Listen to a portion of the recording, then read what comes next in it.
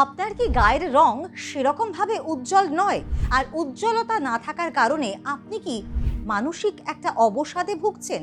তাহলে আপনাদেরকে জানাতে চাই, উজ্জ্বল বা ঝকঝকে ফর্সা রং পাবার জন্যে ঘরোয়া উপায় রয়েছে। হ্যাঁ, ঘরোয়া উপায়ের মাধ্যমে আপনি কিন্তু ফর্সা ত্বকের অধিকারী হতে পারেন বা উজ্জ্বল ত্বকের অধিকারী হতে পারেন। তার জন্য কি করবেন জানাবো আজকের ভিডিওতে।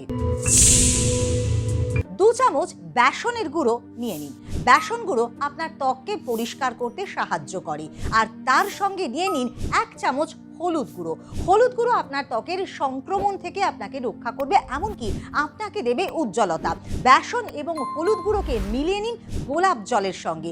গোলাপ জলের সঙ্গে মেলানোর পর যে পেস্টটি তৈরি হচ্ছে সেটি মুখের মধ্যে লাগিয়ে নিন। 15 মিনিট ধরে লাগিয়ে রাখুন, আর তারপর শুকিয়ে গেলে একটু ঈষদ উষ্ণ গরম জলে ধুয়ে ফেলুন। দেখুন, এই পদ্ধতি যদি আপনি অবলম্বন করতে পারেন তাহলে কিন্তু আপনি ফর্সা ত্বক পেতে পারেন, এবং সেটাও ঘরোয়া উপায়ে, কোনো রকম কোনো সাইড এফেক্ট ছাড়াই। এছাড়াও আরও একটি উপায় রয়েছে। আপনি 1 চামচ খাঁটি চন্দন গুঁড়ো নিয়ে নিন। চন্দন গুঁড়োর উপকারিতা তো জানেনই, সেটি আমাদের স্কিনের জন্য ভীষণভাবেই ভালো। আমাদের ত্বককে ঠান্ডা রাখে, ত্বকের ট্যান দূর করতেও ভীষণভাবে সাহায্য করে। 1 চামচ কাঁচা দুধের সঙ্গে ভালো মতো করে মিলিয়ে নিন, আর তারপরে সেই প্যাকটি মুখের উপর অ্যাপ্লাই করুন।